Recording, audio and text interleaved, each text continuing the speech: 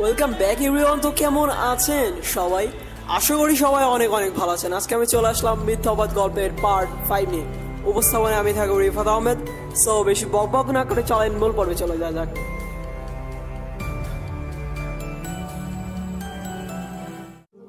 রিমি চলে যাওয়ার পর কিছু কথা রিমির জন্য আর আন্টির জন্য লিখলাম, কারণ ঠিক করেছি আজ রাতেই চলে যাব। আমি পারবো না রিমির বাবা মার মনে কষ্ট দিতে। রিমির দেওয়া মোবাইল আর কাপড় চোপড় সব কিছু ফেলে শুধু সিমটা নিয়ে রাতের সুযোগ পেয়ে বেরিয়ে পড়লাম স্ট্রেচার হাতে নিয়ে। দারোয়ান বাধা দিতে চেয়েছিল, বুঝিয়ে শুনিয়ে চলতে লাগলাম, কিন্তু বেশি দূর যেতে পারি নাই। পেছন দিকে কে যেন আমার হাতটা চেপে ধরে। আমি পেছনে তাকিয়ে দেখি রিমি। কিছু বলার আগেই আমার গালে সজোরে চড় বসিয়ে দিল। কোথায় চলে যাচ্ছিলে তুমি? রিমি কান্না করে বলছে। রিমি আমি কি? হ্যাঁ, কি ভেবেছো? তুমি চলে গেলেই সব সমাধান হয়ে যাবে? রিমি, আমি চাই না আঙ্কেল আন্টি কষ্ট পাক। তুমি আব্বু আম্মুর কষ্টটা দেখলে আমার কষ্টটা দেখলে না? তোমার জন্য আমার ভিতর কি যে রক্তক্ষরণ হচ্ছিল তুমি জানো না।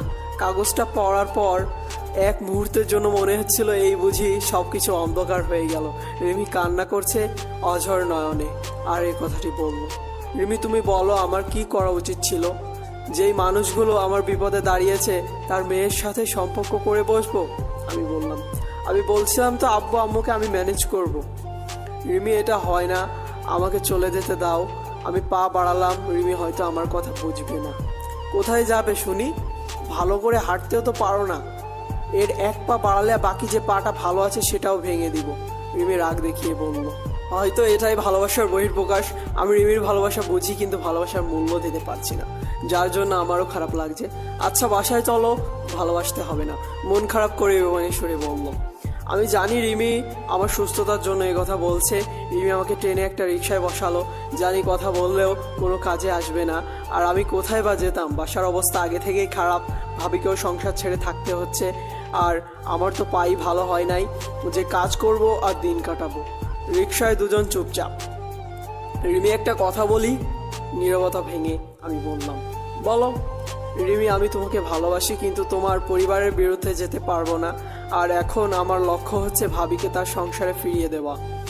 আমিও তো চাই তুমি তোমার পরিবারে নিজের সম্মান ফিরে পাও, আর ভাবিও তার সংসার।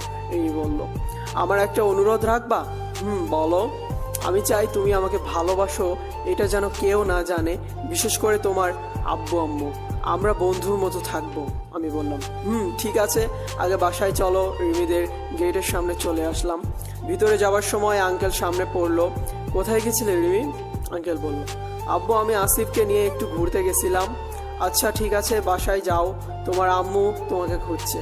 আঙ্কেল বলল, আচ্ছা আব্বু। রিমির মিথ্যাটা খুব ভালোই চালিয়ে দিল। বাসায় যাওয়ার পর, আন্টি কই গেছিলে রিমি?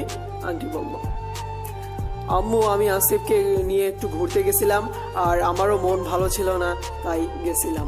আমাকে বলে যেতে কত চিন্তা হচ্ছিল আমার। আন্টি বলল, সরি আম্মু, আর এমন হবে না। সেদিনের পর থেকে রিমির সাথে আমার বন্ধুত্বের সম্পর্ক, কিন্তু রিমি এটাকে সীমাবদ্ধ রাখছে না, বিভিন্ন সময় আবেগ দেখিয়ে ফেলে। তবে আঙ্কেল আন্টি এই ব্যাপারে কিছুই জানে না।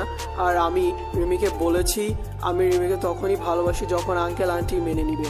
আর প্রতিষ্ঠিত না হতে পারলে তো কোনোভাবেই মেনে নিবে না। আর আমার প্রধান লক্ষ্য হলো পাটা পুরোপুরি ভালো হয়ে যাওয়া। ভাবির সাথে মাঝে মাঝে কথা হয়। ভাবি এখনো নিজেদের বাসায় আছে। আমাদের পরিবারের লোকজন নাকি খবরও নেয়নি। ভাবিও সেই অপমানের কারণে কারোর সাথেই কথা বলেনি। আর ভিডিও পাওয়ার কোনো ক্লু খুঁজে পাইনি, আর পাবো বলে মনে হচ্ছে না। তাই বলে জীবন থমকে যাবে এমনটা না। আঙ্কেল আমাকে তার অফিসে পার্ট টাইম জব করতে বলেছিল কিছু করতে হবে না, কিন্তু আমি নিজেকে ছোট মনে করব ভেবে জবটা দিল। তার পাশাপাশি রিমির কলেজে ভর্তি হলে বলল।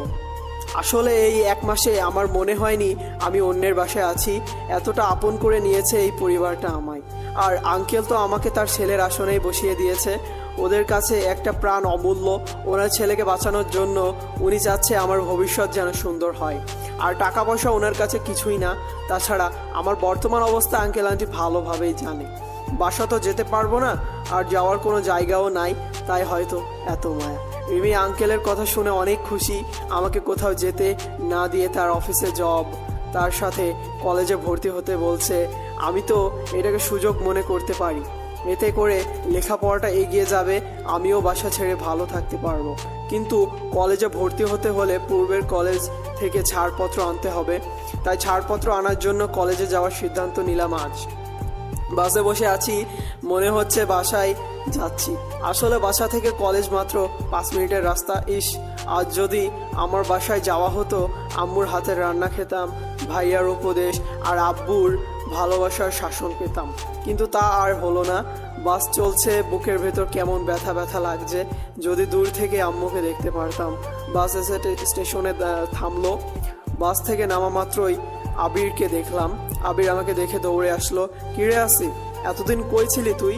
কলেজে যাস না, মোবাইলে কল দিলে বন্ধ দেখায়। কলেজের স্যার ম্যাডাম তোর কথা মিথিলাকে জিজ্ঞাসা করলে বলতো তুই নাকি রাগ করে বাসা থেকে চলে গেছিস। আবির বলল, ঠিকই বলেছে, রাগ করে চলে গিয়েছিলাম। মিথিলা কলেজে আসে? মিথিলা যাই হোক কলেজে এই অপবাদটা দেয় নাই। প্রতিদিনই তো আসে মনে হয়। কেন গেছিলি রাগ করে? আর মোবাইল বন্ধ কেন? এমনিই আব্বু মারছিল, পরে ঢাকা মামার বাসায় উঠি, ওইখানেই ভর্তি হব, তাই কলেজ থেকে কিছু কাগজপত্র নিতে এসেছি। আমার তো মামাই নাই, তবে আমার কিছু বলার ছিল না, মিথ্যাটা বলতে হলো। ও আচ্ছা, কলেজে যাবি এখন? আচ্ছা চল। আবিরের সাথে কলেজে গেলাম। কলেজে পুরনো স্কুল জীবনের বন্ধুরা এসে ভিড় করলো। কই গেছি আমি? কলেজে কেন আসি না? রাগ কিসের জন্য? আবু মারলে বাসা থেকে যাওয়া লাগে নাকি? আজ থেকে কলেজে আসবো কি না?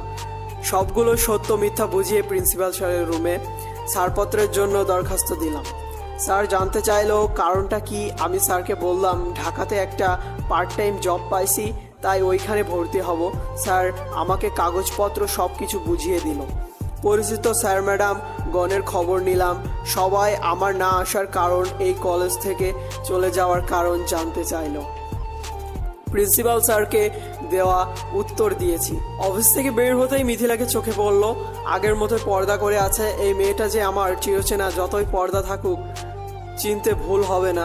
মিথিলাকে দেখে কেন জানি ঘৃণা আসছিল না। মন চাচ্ছিল মিথিলাকে গিয়ে জিজ্ঞেস করি, কেমন আছিস মিথিলা? আমাকে বাসা থেকে বের করে খুব সুখে আছিস তাই না? মুহূর্তে চোখ গোলা হয়ে গেল। মিথিলাও দেখছি আমার দিকে চেয়ে আছে। হয়তো কারো কাছ থেকে শুনেছে আমি কলেজে এসেছি, তাই হয়তো এক নজর দেখার জন্য দূর থেকে তাকিয়ে আছে।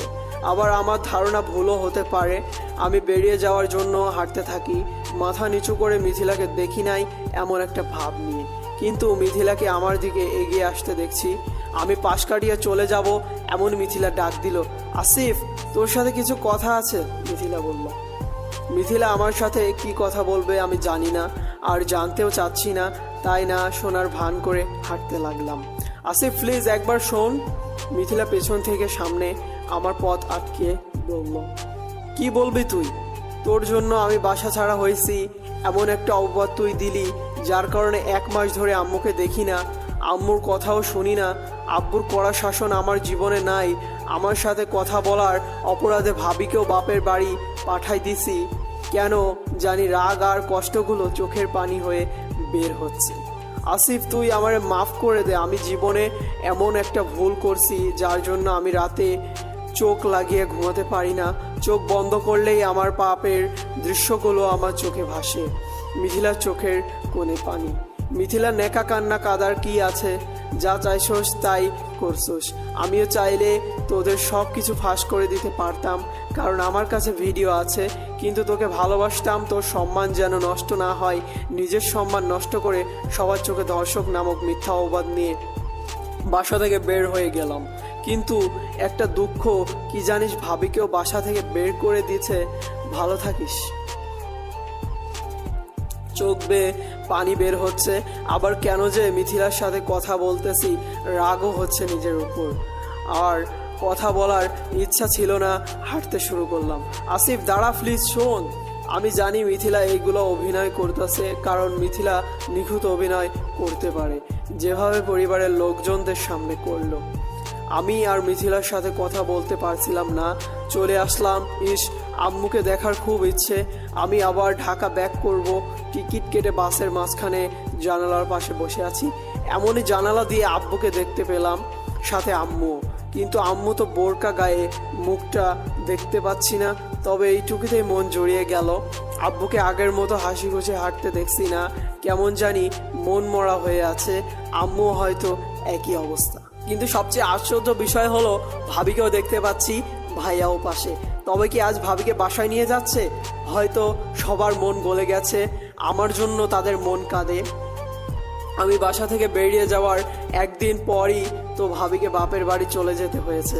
ভাবি কেমন বাসার সবাই জানে, ভাবি ছিল সবার পছন্দের, কার কি প্রয়োজন খুব সহজে বুঝে যেত, যার জন্য ভাবিকে নিয়ে কখনো ঝগড়াও হয় নাই।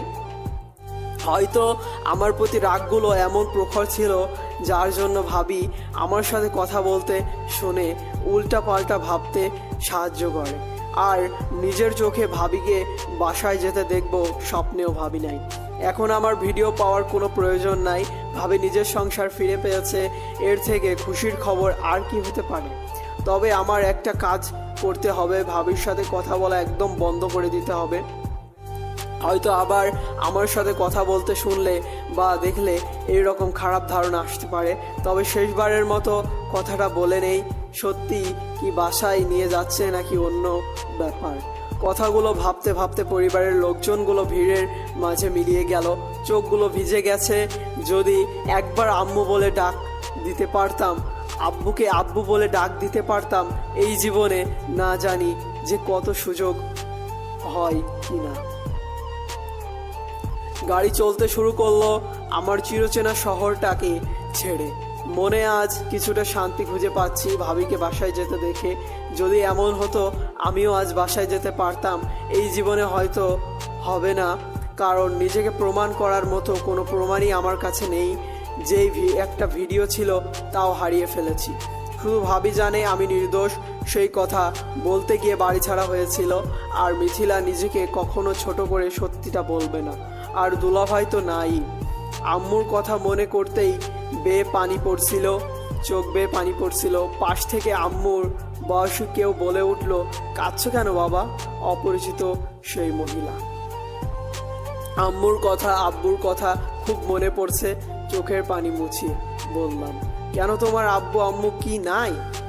মহিলাটা হয়তো ভাবছে আমার আব্বু আম্মু মারা গেছে।